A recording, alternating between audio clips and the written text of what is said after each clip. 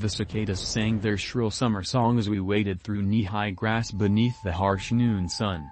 Across the overgrown field and park just outside the woods was a 1978 Dodge Sportsman motorhome. Its exterior deteriorating with rust and mold. Windows layered in dirt and grime. Dead flies piled inside between the bottom of the glass and dusty blinds. Abandoned, Evan said, tapping a flat tire with the toe of his shoe. "How do you know?" Evan coughed a laugh and motioned with his hand. "Look at it. Could be someone squatting inside. Not in this heat." It wasn't running, so he had a point. Windows rolled up. Doors all shut. Without airflow, it would be an oven inside. "Maybe it's a meth lab." Evan turned to me and grinned. "Only one way to find out." He walked over to the camper door and tried the handle. Locked. We tried the car doors. Also locked. "Check the wheel wells," I suggested. Seemed a slim chance, but I figured it was worth a shot. A short moment later, Evan exclaimed, "You're a genius," as he pulled his arm out from the wheel well, a little black box in his hand. He slid off the top and removed a silver key. "Shall we?" I nodded and moved out of the way as Evan inserted the key and twisted. There was a click as the door unlocked. Evan turned to me and giggled with excitement, then slowly opened the door.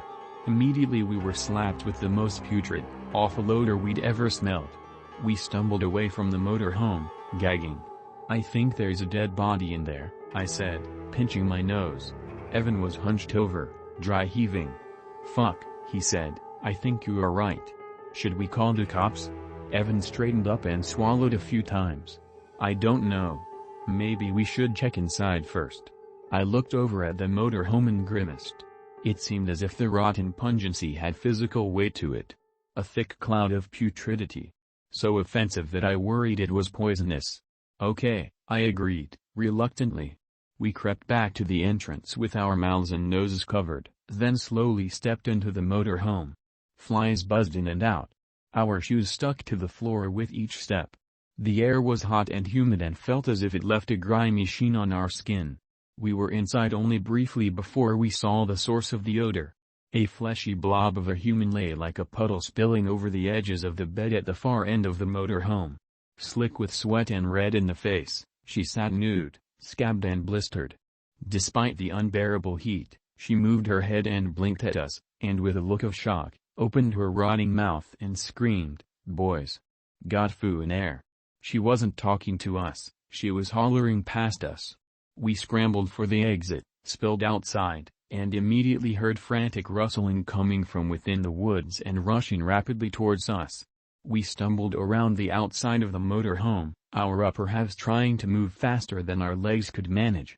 "Get 'em!" I heard a male voice holler from the woods as we sprinted across the field. Ahead of us, the grass began to bend like something was crawling in our direction.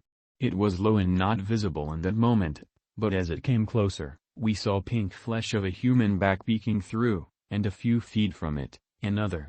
Evan and I changed course and started running diagonally. Those slithering within the grass promptly jumped to their feet and took off after us with leaping strides. By the woods, the others had broken through and were bounding towards us. In all, it was 4 men. They galloped with extreme haste, covering a considerable amount of ground, fast. I was running faster than Evan, my legs moving more quickly than ever before. I hadn't heard Evan fall. What I heard was the snap of his tibia and the panicked cry that followed. Evan had stumbled into a ditch that was hidden beneath the grass, breaking his leg. I spun around to go back for him, but the 4 had drawn nearer and were close enough that I could see the wild look in their eyes. Evan turned his head just in time to see the bastards arrive. 2 of them grabbed him by his legs and dragged him towards the motorhome, all the while he was screaming and desperately tearing fistfuls of grass from the soil. I had no choice but to leave him behind. The other 2 hadn't given up their pursuit, and as they powered towards me, they began to hoot and holler with anticipation. "We gon' catch ya, boy," one of the men yelled. "Mama need to eat." It was clear that I couldn't outrun them, and in my realizing this, I caught a lucky glance of a large brown log laying in the grass. I leapt over it, trying to make the jump look less like it was over an object and more like a leaping stride. The display worked. The man nearest to me kicked the log hard, sending him tumbling violently to the ground, while the other, having been so close behind him, ran right smack into him and toppled over and into the grass. It was enough for me to get away and back to my car. 3 deputies met me at a convenience store several miles down the road.